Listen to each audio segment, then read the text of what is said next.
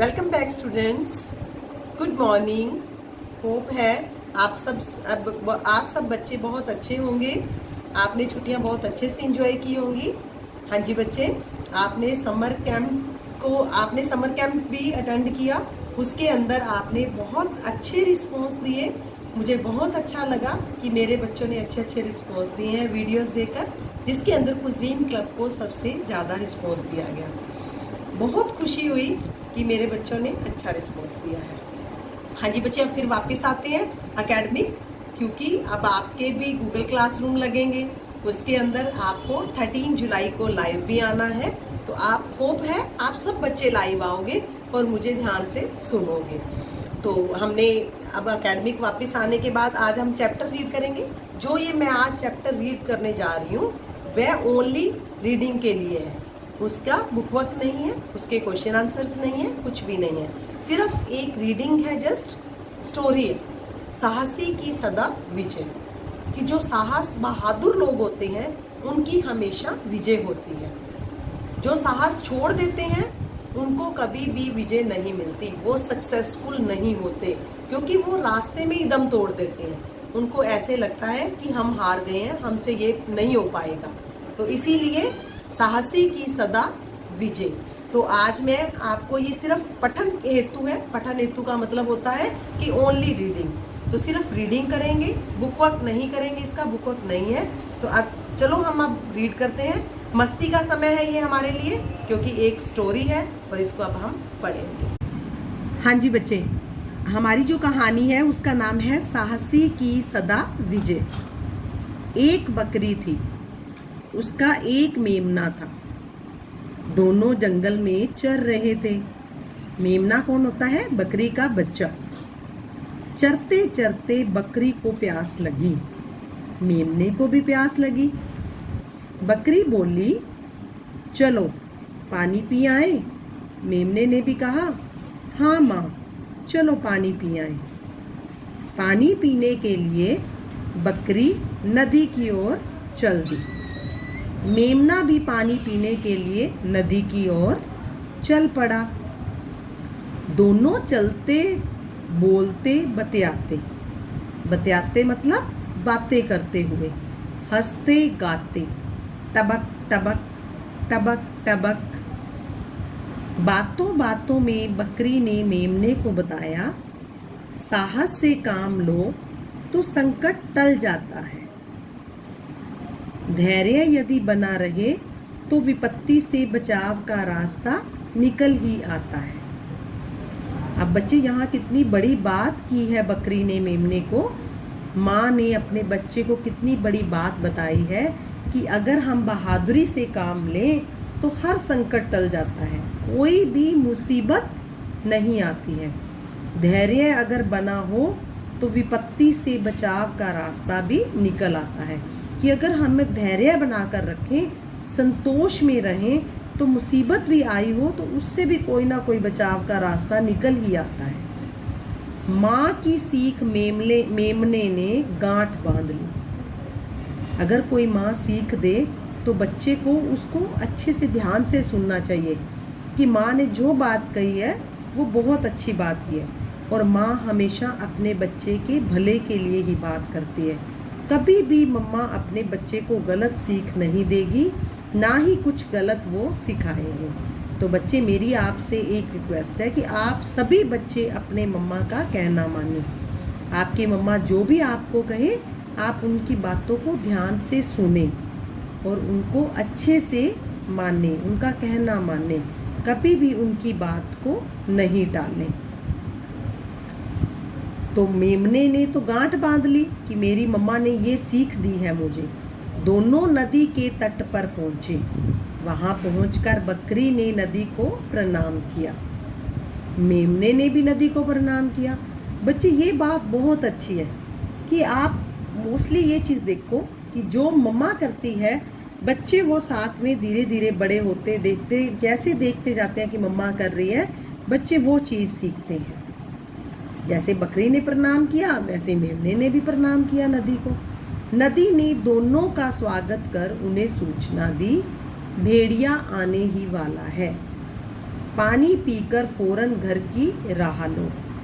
अब जब नदी को उन्होंने प्रणाम किया तो नदी ने उनको बता दिया, क्या बता दिया कि भेड़िया आने वाला है।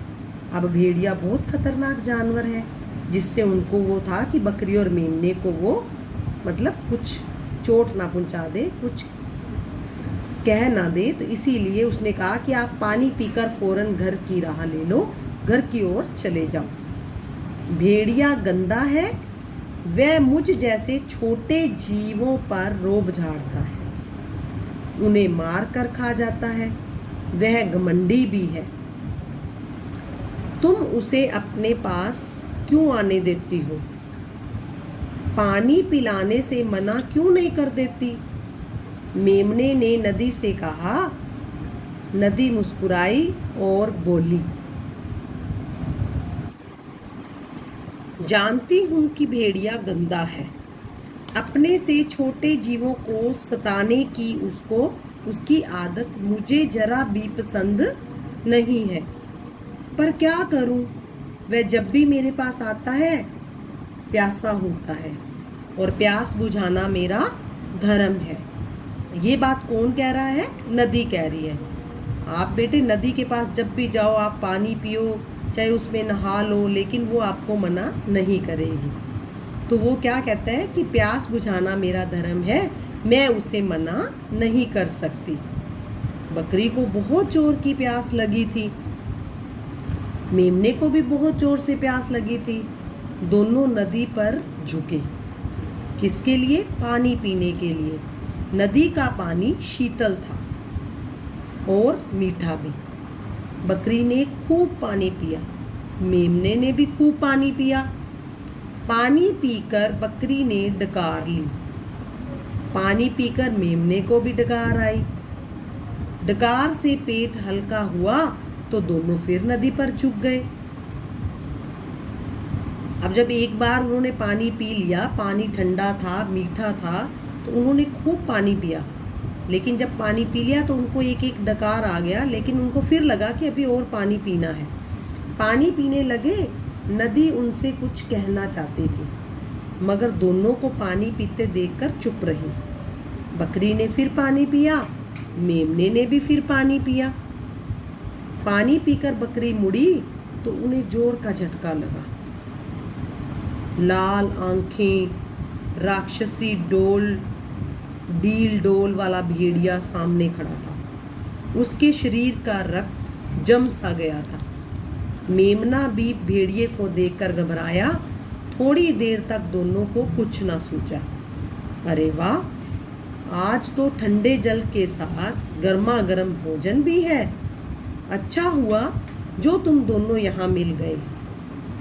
बड़ी जोर की भूख लगी है, अब मैं तुम्हें खाकर पहले अपनी भूख मिटाऊंगा, बाद में मैं पानी पीऊंगा।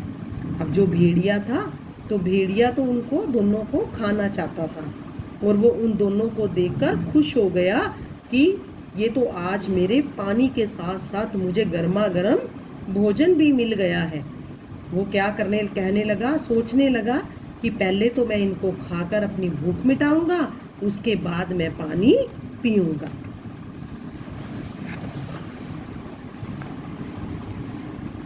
तब तक बकरी संभल चुकी थी, मेमना भी संभल चुका था। छी छी, कितने गंदे हो तुम, तुम्हारे मुंह पर मक्खियां भिन भिन आ रही हैं, लगता है महीनों से मुंह नहीं धोया। मेमना बोला। भेड़िया सक पकाया और बगले झांकने लगा। बगले झांकने का मतलब इधर उधर देखने लगा कि ये क्या बोल रहे हैं कि मैंने लगता है मुंह नहीं धोया कई महीनों से। जाने दे बेटा, ये ठहरे जंगल के मंत्री, बड़ों की बड़ी बातें हम उन्हें कैसे समझा सकते हैं। हो सकता है भेड़िया दादा ने मुंह ना धोने के लिए कसम उठा रखी हो। बकरी ने बात को बढ़ाई। वो मेमने की बात को समझ गई थी। उसने अपने बच्चे की बात को समझ लिया था कि ये उसको मूर्ख बना रहा है। क्या बकती है, थोड़ी देर पहले ही तो मैंने रेत से रगड़कर मुंह साफ किया है। भेड़िया गुर्राया। झूठे कहीं के, मुंह धोया होता तो क्या ऐसे ही दिखते? तनिक नदी में झांक कर देखो, असलियत मालूम पड़ जाएगी। हिम्मत बटोर कर मेमने ने कहा। झूठे कहीं के, मुंह धोया होता तो क्या ऐसे ही दिखते? तेरा मुंह ऐसे दिखता? तनिक पहले नदी में झांक कर देखो, असलियत मालूम पड़ जाएगी। हिम्मत बटोर कर मेमने ने कहा। भेड़िया सोचने लगा, बकरी बड़ी है, उसका भरोसा नहीं, पर ये नन्हा मेमना भला क्यों झूठ बोलेगा? रेत से मुंह रगड़ा था तो हो सकता है वहीं पर गंदी मिट्टी से मुंह सन गया हो, क्योंकि गंदी मिट्टी से जैसे रेत से साफ किया तो कहीं रेत लगी रह गई हो। मैं इन्हें ऐसे खाऊंगा तो नाहक गंदगी पेट में जाएगी, तो फिर नदी तक जाकर उसमें झांक कर देखने में भी कोई हर्ज नहीं है। ऐसा संभव नहीं कि मैं पानी में झांकूं और ये दोनों भाग जाएं। भाग कर जाएंगे भी कहाँ, एक झपट्टे में पकड़ लूंगा। अब जो भेड़िया है, भेड़िया क्या बोल रहा है कि मैं नदी में जाकर अपना मुंह देख कर आता हूँ, क्योंकि अगर मुझे नदी में पता चल जाएगा कि मेरा मुंह कैसा दिख रहा है, मैं पानी में झांकूं और ये दोनों भाग जाएं, ऐसा तो हो ही नहीं सकता। एक झपट्टे से मैं पकड़ लूंगा। देखो, मैं मुंह धोने जा रहा हूँ, भागने की कोशिश मत करना, वरना बुरी मौत मारूंगा मैं। भेड़िए ने धमकी दी। किसे धमकी दी? बकरी और उसके बच्चे को, बकरी और उसके मेमने को। बकरी हाथ जोड़कर कहने लगी, हमारा तो जन्म ही आप जैसों की भूख मिटाने के लिए हुआ है। हमारा शरीर जंगल के मंत्री की भूख मिटाने के काम आए। हमारे लिए इससे ज़्यादा बड़ी बात भला और क्या हो सकती है? आप तसल्ली से मुंह धो लें। यहाँ से 20 कदम आगे नदी का पानी बिल्कुल साफ है, वहाँ जाकर आप मुंह धोएं। विश्वास ना हो तो मैं भी साथ में चलती हूँ। भेड़िए को बात भा गई। वह उस ओर बढ़ा जिधर बकरी ने इशारा किया था। अब बकरी और मेमना उसको मूर्ख बना रहे थे और कह रहे थे कि 20 कोस दूर जाकर वहां पर तुम नदी में अपना मुंह धोकर आओ, क्योंकि वहां नदी का पानी बिल्कुल साफ है। भेड़िया उस ओर बढ़ा जिधर बकरी ने इशारा किया था। वहां पर पानी काफी गहरा था और किनारे उसके चिकने थे। जैसे ही भेड़िए ने अपना चेहरा देखने के लिए नदी में झांका, पीछे से बकरी ने अपनी पूरी ताकत समेटकर जोर का धक्का दिया। भेड़िया अपने भारी भरकम शरीर को संभाल ना पाया और धप से पानी में जा गिरा। नदी में गिर गया भेड़िया।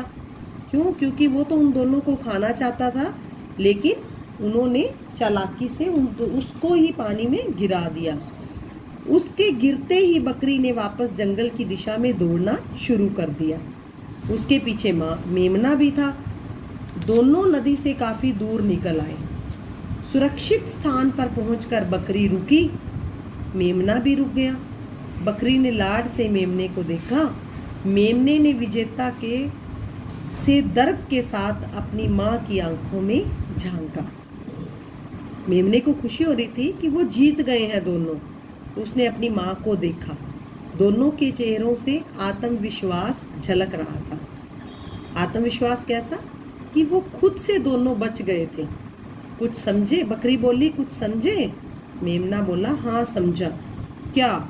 उसने कहा, साहस से काम लो तो खतरा टल जाता है।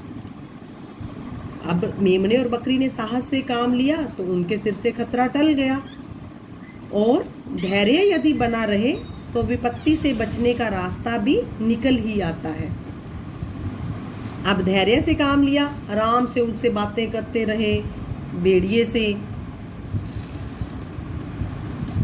शाबाश, बकरी बोली, और इसी के साथ वह हंसने लगी।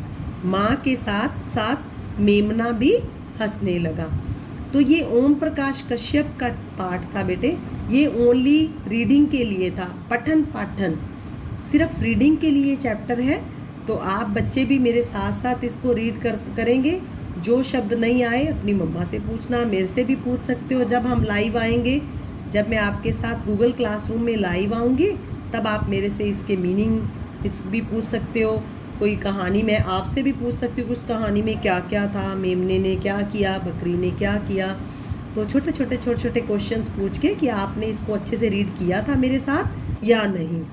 तो ये ओम प्रकाश कश्यप की थी कहानी साहसी की सदा विजय, कि जो बहादुर होते हैं उनकी हमेशा विजय होती है, और जो धैर्य बनाकर रखते हैं तो मुसीबत में भी बचने का रास्ता निकल आता है। इसीलिए बच्चे, ये कहानी बहुत अच्छी है, आप सब बच्चे इसको ध्यान से मेरे साथ साथ पढ़ेंगे। धन्यवाद।